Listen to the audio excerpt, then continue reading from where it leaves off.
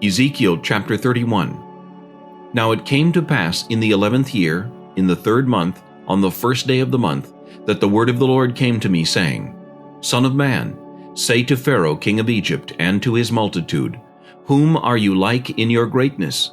Indeed Assyria was a cedar in Lebanon, with fine branches that shaded the forest, and of high stature, and its top was among the thick boughs.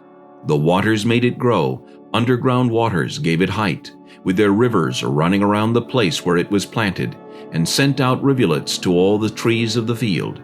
Therefore its height was exalted above all the trees of the field, its boughs were multiplied, and its branches became long because of the abundance of water as it sent them out.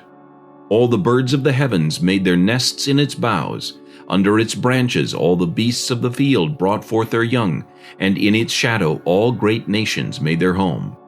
Thus it was beautiful in greatness and in the length of its branches, because its roots reached to abundant waters. The cedars in the garden of God could not hide it.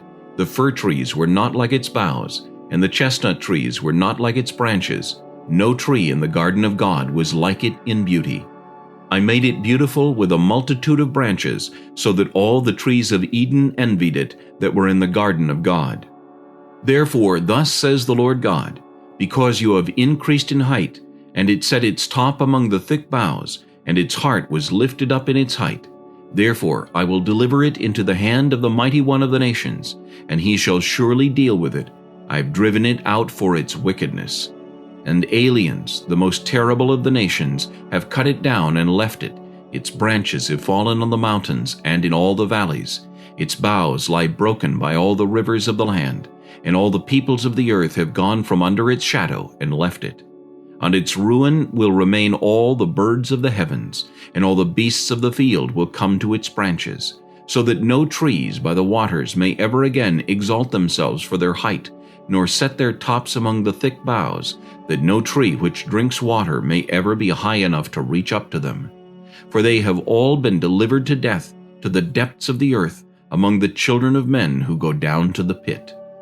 Thus says the Lord God, in the day when it went down to hell, I caused mourning, I covered the deep because of it, I restrained its rivers, and the great waters were held back.